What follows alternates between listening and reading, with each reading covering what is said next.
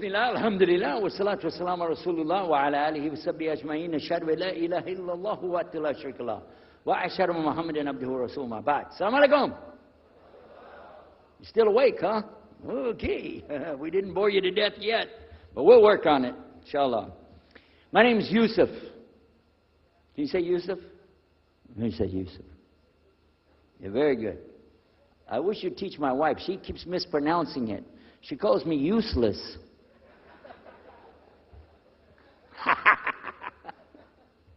Alhamdulillah.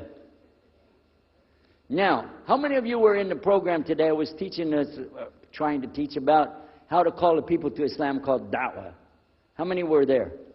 Okay? All right. I just used an example what I was telling you about. Remember I was telling you when you introduce yourself to somebody, you got to get friendly with them. So I just used an example right there. Because this will disarm the people. This disarm them and make them relax a little bit. Because they're coming to you with things like, how come you Muslims has to kill all the people? What kind of question is that? How come you have to beat your wives? Why does your book tell you that you're the only ones going to go to paradise? So these kind of questions, when they come to you, what are you going to do? So the first thing, as we said in the program, and I hope, by the way, if you didn't join us today, join us tomorrow. Are we continuing tomorrow on the Dawah thing or no? Oh, okay. But when we're doing it, you look through the schedule. I'm not going to get into that, but just look through the schedule and join us for this whenever we're talking about the Dawah. Because part of giving Dawah is you. And if the people aren't buying it, they're not going to listen to what you got to say. So you got to soften them up a little bit. Got me? Okay, where are we? The subject tonight is the subject of priests and preachers entering Islam. And often people ask me, we heard about you used to be a priest or something, and you came into Islam, so, tell us about it. We want to know, how does that happen? And it's not just Muslims who want to know. Non-Muslims would like to know the story too, because they feel like, you mean you didn't understand? I mean, you were a priest, you didn't understand about Jesus? Come on, man. So, it's a topic that I talk about a lot. The first thing I have to do is clarify a couple of points. I was not a priest. In the English, we use the word priest to mean somebody who is in the Catholic Church. If you're not from the Catholics, if you're from the Protestants, then you don't use that term. We usually use the term, for instance, pastor, minister, preacher, reverend, and these are some of the titles. We came up with an awful lot of them because that's the way humans are, right? Give ourselves titles.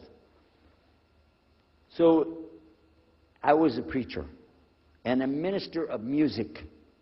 But it doesn't really matter, but just if you're talking to a Christian and you say a priest, he's going to say, oh my God, how is that? And when they find out, oh, you weren't a Catholic, well, that's a lie, then you weren't a priest. So I want to clarify that.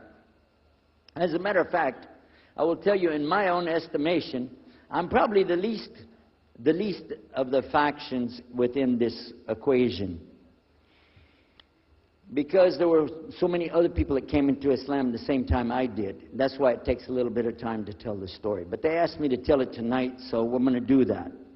But I want you to listen carefully to realize what goes through the mind of a person that's not Muslim. Okay? And I usually start out by telling people that my father and I were both ministers, and both of us were also businessmen.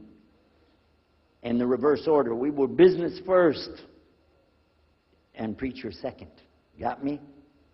Because, well, as they say, business is business. And that's exactly how it worked. We operated mostly in Texas. We had a place in San Antonio, Houston, and also in the Dallas area. And we were very concerned about Christian conditions. So my father started something called Concerned Christian Centers. And basically, if you look at it from a material point of view, it was a place to sell stuff. But what we would do is take consignment things in. People could bring things into us, and then we would sell it and keep part of the money. And keep a lot of the money. But anyway, they would bring in what they make with their hands, arts and crafts. And a lot of old women, they like to sit around and make things, then they give it to us, And this helps the church, which is called the church, and then it helps them as well. So it became like business and religion tied together, and that's very common in our country. At one point, my father told me, we're going to start doing business with a man from Egypt. Well, I said, well, oh, this is great. International sounds good. We can put this in our business card. We're international. He said, and this man is from Cairo, Egypt. And that's where, if you know, they have the Nile River. They have those big pyramids. They have the Sphinx, Abu Hul. You know, they got everything. And we said, oh, this is good. He said, and he's a Muslim. I'll never forget it. I've told the story many times, but it's just like it happened yesterday. I'm standing in between the kitchen, or in the dining room and the living room area. You know, like this when we're talking, and I just stopped like this. I said, what? A Muslim? No way. No way do I want anything to do with that. Dad, come on, you should know better than anybody. Because we were linked in with other preachers. My father supported people like Pat Robertson. Huh? You know him? Huh, Pat Robertson? And Oral Roberts. He's not very popular anymore, but he used to be real strong. And his ministry up in Tulsa, Oklahoma. In addition to that, people like Benny Hinn. I don't know if you heard of Benny Hinn. He's coming over this way, so look out. And there's many of them. John Hagee, and the list goes on. Jerry Falwell, Jimmy Swaggart, some of the names, maybe you heard those before. We know these people. We know all about them. All about them. Okay? So at one point, here I am standing there talking to my father about a Muslim. These are the enemies of God. This is what we've been taught. These same people, I just mentioned their names, in their preaching on the television and so on, this is what they teach. Muslims are no good. Now it just became Muslims are terrorists. But back then, you know, we didn't reach that level yet. We were still just kidnappers, hijackers, you know. They said that Muslims don't believe in God, that they're worshiping a black box in the desert, and they kiss the ground 5 times a day. Now that's what we know, man. So here's this Muslim going to do business with us. I told my dad, no way, I'm not going to do it. And he insisted. He said, I want you to meet this man. He's very nice. And I said, I don't want to meet him. I never am like this, by the way. But on this case, I said, no. That's one thing I'm going to stand firm against. We're not going to do it. He said, I want you just to meet him. I said, all right. I'll do it for you. I'm going to do it my way. I'm going to go to church. And it's going to be on Sunday. When I come out of the church, I'm going to have my Bible under my arm. I'm going to have the salib. I used to carry a big cross. I'm going to have my cross with me. And I'm going to have my hat that says, Jesus is Lord. And I'm going to have my wife, born-again Christian, with me. And we are going to get this demon, devil, infidel, Muslim, and we're going to show him Jesus. Okay? Well, this is a true story, by the way. So I got up that morning on Sunday, and I was thinking, man, you know. We went to church. Strangely enough, the preacher was preaching out of the Old Testament about salvation coming at the time of David, which really puzzled me because according to Christianity, it's coming through Jesus. And it really, that opened a door for me, but that comes up later in the story.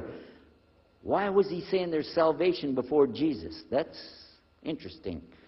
Now, when I get there to my father's store, I'm looking around, you know. I'm looking for somebody wearing, you know, a long white robe and some kind of black, you know, thing over that with a long beard. And I guess I was looking for me, wasn't I? Anyhow, when I get in there,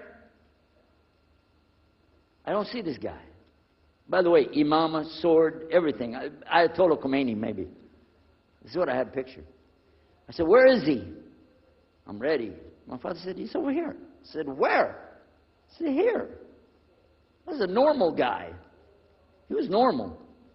He didn't have a beard. He didn't have any hair at all. I said, how do you do? I told him my name. He introduced himself. His name is Muhammad. I said, how do you do? after the niceties of hello, how are you, how's everything, I said,